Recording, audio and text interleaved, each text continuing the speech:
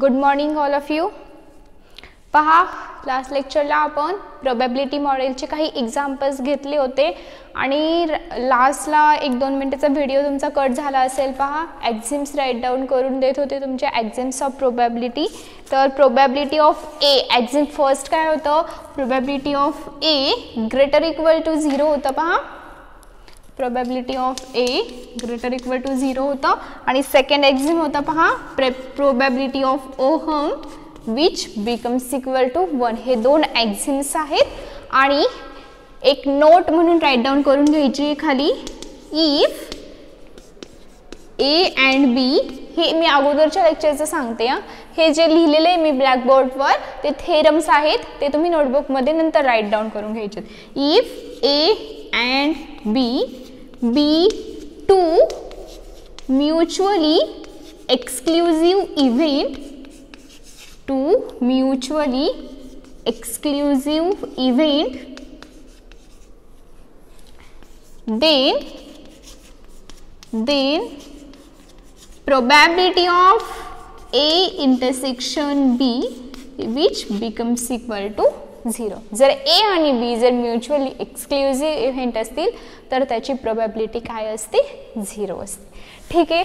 आता ह्या लेक्चरमध्ये आपल्याला काय काय पाहायचं आहे तर पहा, ब्लॅकबोर्डवर मी 5 थेरम्स राईट डाऊन करून दिले ते आणि हे 5 रिमार्क्स राईट डाऊन करून दिले ते.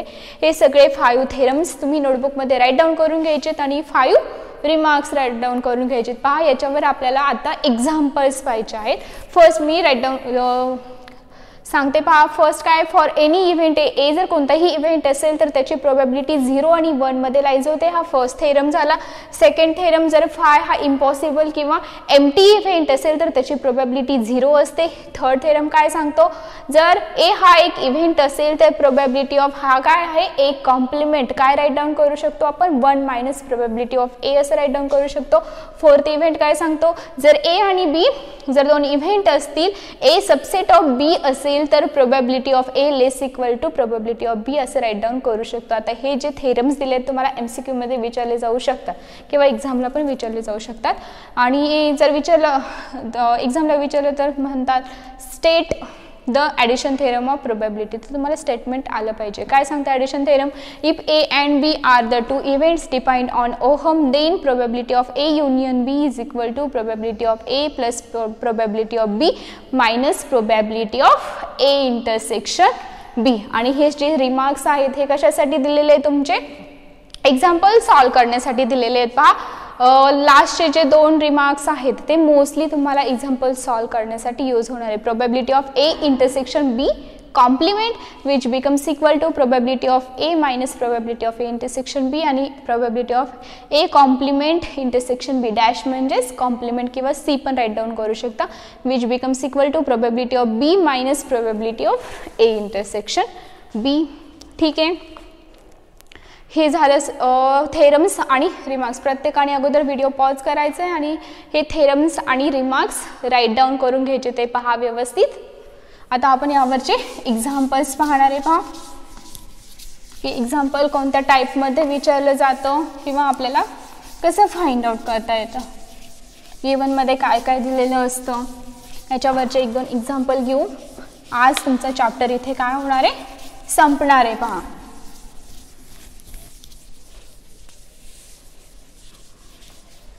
ठीक आहे. So example is, let A and B be the two event, let A and B be the two event, B two event if probability of A which becomes equal to 0.98, probability of A which becomes equal to 0.98, probability of B which becomes equal to 0.95, probability of A union B which becomes equal to 0.99. Find first number probability of A intersection B. Second, probability of A complement intersection B. हे तुम्हाला काय करायचंय, find out करायचंय. पहा given मध्ये काय दिलंय, ए आणि बी काय आहेत, दोन इव्हेंट्स आहेत. पहा प्रोबॅबिलिटी ऑफ ए दिली आहे, प्रोबॅबिलिटी ऑफ बी दिली आहे, probability of A union B दिलेला आहे आणि तुम्हाला फाइंड आउट काय करायचंय, probability of A intersection B find out करायचंय. पहा कसं फाइंड आउट करणार, आणि probability of A complement intersection B find out करायचंय. सो आन्सरमध्ये गिवनमध्ये काय काय दिलं ते अगोदर तुम्ही राईट डाऊन करून घ्यायचं. मी आता डायरेक्टली इंटरसेक्शन बी कसा फाइंड आउट करायचा. ॲडिशन थेरम पहा तुम्ही राईट डाऊन करून घेतला असेल नोटबुकमध्ये. ॲडिशन थेरम काय सांगतो, probability of A plus probability of B minus probability of A intersection B कशाची व्हॅल्यू असते, probability of A union B ची व्हॅल्यू असते. आपल्याला फाइंड आउट करायचे probability of A intersection B. हा इकडे निगेटिव्हमध्ये आहे, इक्वल टूच्या इकडे गेल्यानंतर पॉझिटिव्हमध्ये येईल आणि ए युनियन बी पॉझिटिव्हमध्ये इकडे आल्यावर निगेटिव्ह होईल. देअरफॉर जर probability of A intersection B find out करायचं असेल तर त्याची व्हॅल्यू काय येईल, probability of A plus probability of B minus probability of A union B. आता फक्त इथे काय करायच्यात, व्हॅल्यू सबस्टिट्यूट करायच्यात. प्रोबॅबिलिटी ऑफ ए किती आहे, 0.98 आहे, प्लस प्रोबॅबिलिटी ऑफ बी किती आहे पहा 0.95 आहे, मायनस ए युनियन बी 0.99 आहे. So probability of A intersection B ची व्हॅल्यू कॅल्सीवर कॅल्क्युलेट करा. पहा मी तुम्हाला डायरेक्टली सांगते की किती येते. Probability of A intersection P 0.94 येतं. ही झाली फर्स्ट व्हॅल्यू. काय केली आहे, probability of A intersection B काय केलं आहे तुम्ही, फाइंड आउट केलं आहे. नेक्स्ट सेकंडमध्ये तुम्हाला काय फाइंड करायचं आहे, probability of A complement intersection B. Formula कोणता पाहणार, रिमार्क दिले ते पहा किती नंबरचा रिमार्क आहे, probability of A complement intersection B 5 नंबरचा रिमार्क आहे. पहा व्यवस्थित, probability of A complement intersection B काय असतं, probability of B minus probability of A intersection B असतं. फॉर्म्युला आहे, रिमार्क आहे, डॅशच्या ऐवजी फक्त मी कॉम्प्लिमेंट लिहिलंय.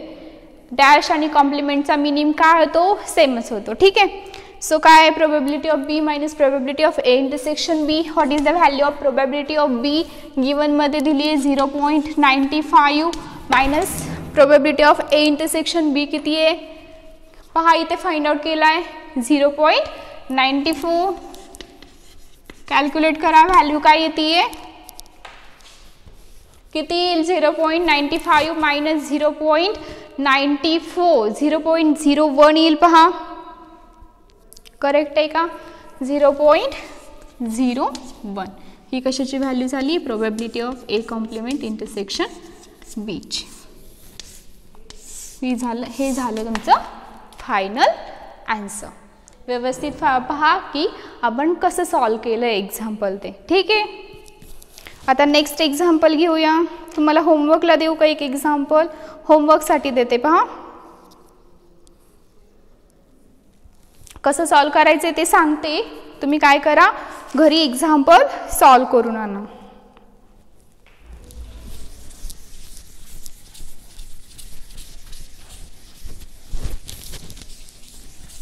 फॉर्म्युला माहित असल्यावर एक्झाम्पल सॉल्व करायला खूप इझी आहे. पहा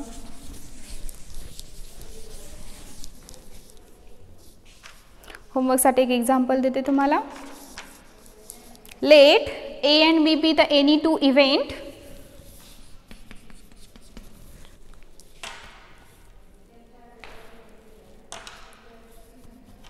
let A and B be the any two event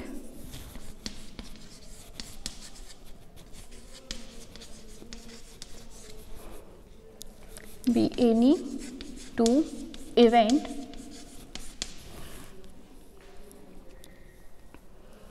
probability of A is equal to 0.6, probability of B which becomes equal to 0.7.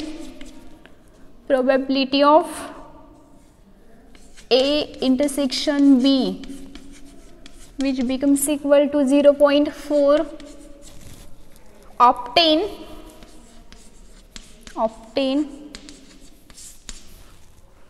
काय करायचं आहे, ऑप्टेन पहा, probability of A union B, probability of A union B. Next, probability of A complement intersection B, probability of A intersection B complement, and probability of A complement intersection B complement. पहा, first probability of A union B तुम्हाला find out करता येईल कशाचा use करून, addition थेरमचा use करून. Second, probability of A complement intersection B कशाचा use करून फाइंड आउट करता येईल, तर रिमार्क दिलेला आहे तो फॉर्म्युला इथे यूज करायचा आहे. Similarly probability of A intersection B complement पण तुम्हाला काय करता येईल, रिमार्कचा यूज करून फाइंड आउट करता येईल. नेक्स्ट आता तुम्हाला काय करायचं आहे, probability of A complement intersection B complement कसा फाइंड करायचा आहे मी सांगते. Probability of A complement intersection B complement कसे राईट डाऊन करू शकतो, probability of A union B it's complement अगोदर झालेलं आहे पहा. A complement intersection B complement हा ए युनियन बीचा कॉम्प्लिमेंट राईट डाऊन करू शकतो. That is 1 minus probability of A union B. काय केलं इथं यूज, थेरम आहे पहा, probability of A dash is equal to 1 minus probability of A. इथं फक्त ए डॅश किंवा ए कॉम्प्लिमेंटच्या ऐवजी काय घेतलं मी, ए युनियन बीचा कॉम्प्लिमेंट, 1 मायनस काय येईल, ए युनियन बी येईल. सेम थेरमचा यूज करून हा एक फॉर्म्युला न्यू तयार होतो. यावरून तुम्हाला कशाची व्हॅल्यू फाइंड आउट करता येईल, probability of A complement intersection B कॉम्प्लिमेंटची. आणि ए युनियन बी ऑलरेडी तुम्ही फाइंड आउट करणार आहेत कशाचा यूज करून, ॲडिशन थेरमचा यूज करून. ठीक आहे, हे एक्झाम्पल तुम्हाला काय होमवर्कसाठी आहे. प्रत्येकाने काय करायचं आहे, होमवर्कला हे एक्झाम्पल्स सॉल्व करायचे.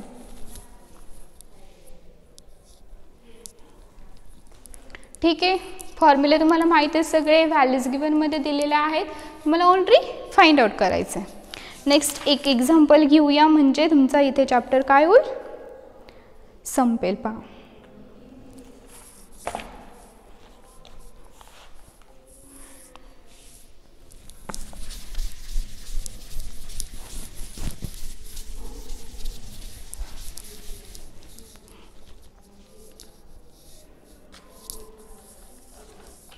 अ कार्ड, एक्झाम्पल इज, असं एक्झाम्पल अजून घेतलेलं नाही आहे पहा मी. A card is drawn, a card is drawn at random,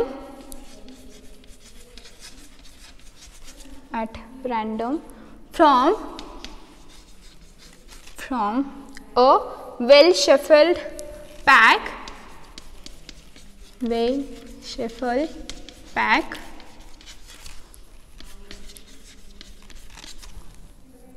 of cards.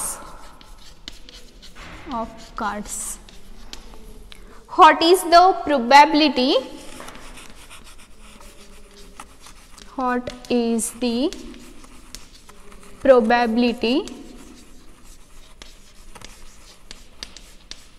What is the probability that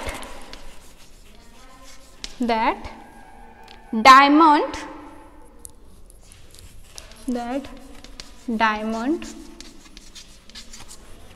or jack?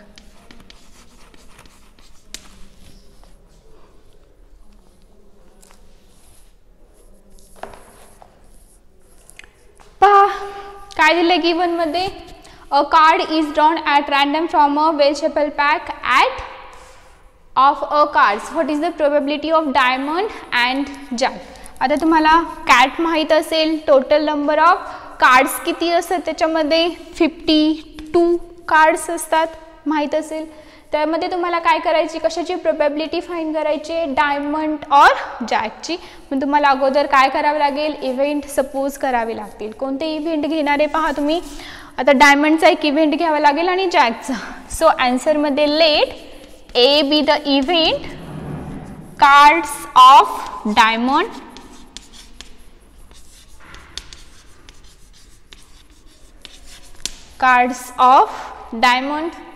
and be the event cards of jack.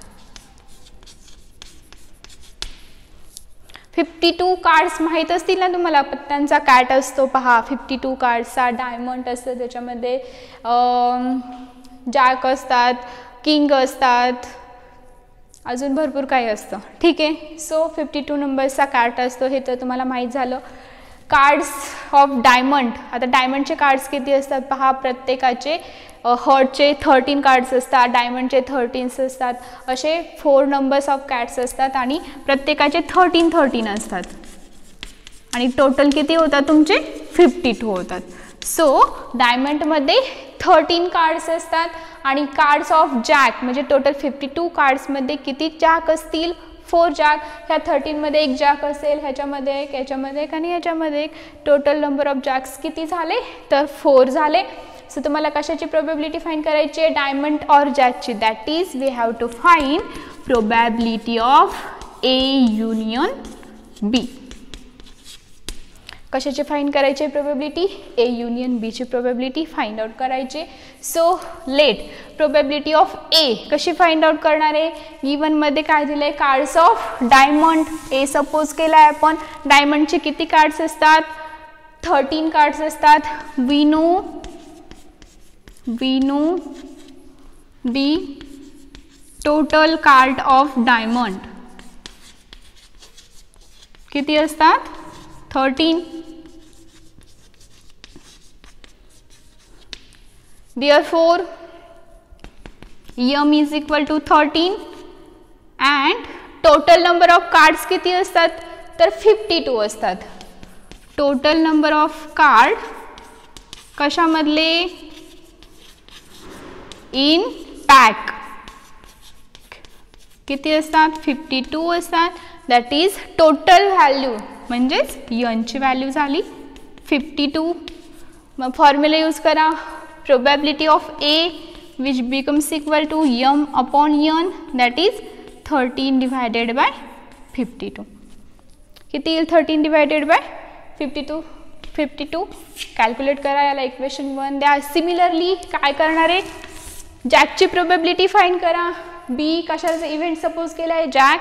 So we know जॅकमध्ये किती elements असतात, we know in a pack, एका पॅकमध्ये किती jacks असतात, 4 jacks. That is m is equal to 4 आणि n already calculate केला आहे 52. Therefore probability of B which becomes equal to काय घ्यावं लागेल तुम्हाला, m upon n is 4 divided by 52. Equation second. Third आता काय करायचं आहे तुम्हाला, ए युनियन बी फाइंड करायचं आहे तुम्हाला. म्हणजे ॲडिशन थेरममध्ये काय काय, ए युनियन बी फाइंड करण्यासाठी प्रोबॅबिलिटी ऑफ ए लागते, प्रोबॅबिलिटी ऑफ बी आणि प्रोबॅबिलिटी ऑफ ए इंटरसेक्शन बी लागतो. आता ह्या दोन्हींचा इंटरसेक्शन काय येईल, ए आणि बीचा intersection, probability of A intersection B किती येईल तर 1 येईल.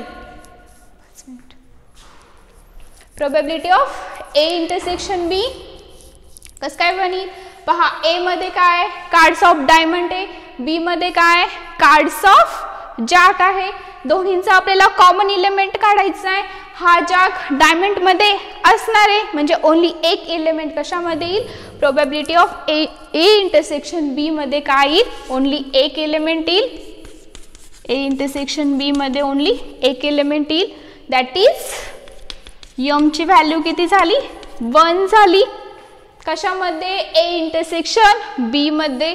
So probability of A intersection B which is equal to m upon n. m is 1, n is 52.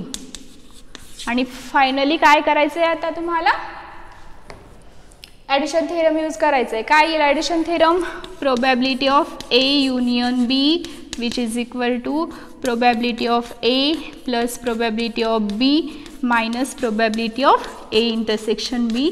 त्यामध्ये काय करा, व्हॅल्यू सबस्टिट्यूट करा आणि probability of A union B म्हणजेच डायमंड आणि जॅकची प्रोबॅबिलिटी तुम्हाला मिळून जाईल. ए काय आहे पहा, 13/52 प्लस बी काय आहे 4/52 प्लस 1/52. किती येईल पहा, चेक करा, कॅल्सीवर व्हॅल्यू कॅल्क्युलेट करा. ही कशाची आन्सर कशाचं येईल हे पहा, प्रोबॅबिलिटी ऑफ डायमंड और जॅकचं. पहा मी प्रत्येक टाईपचं एक्झाम्पल घेतलेलं आहे तुमचं.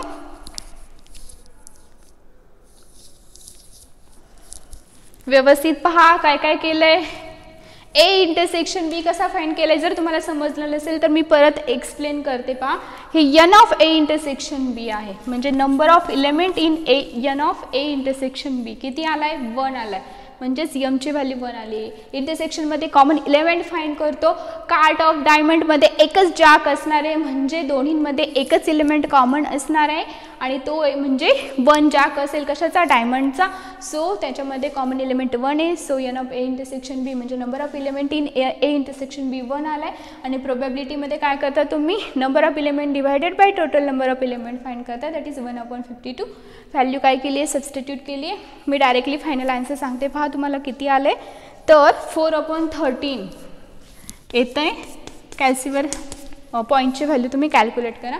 ही कशाची व्हॅल्यू येईल तुमची, द प्रोबॅबिलिटी ऑफ डायमंड और जॅकची.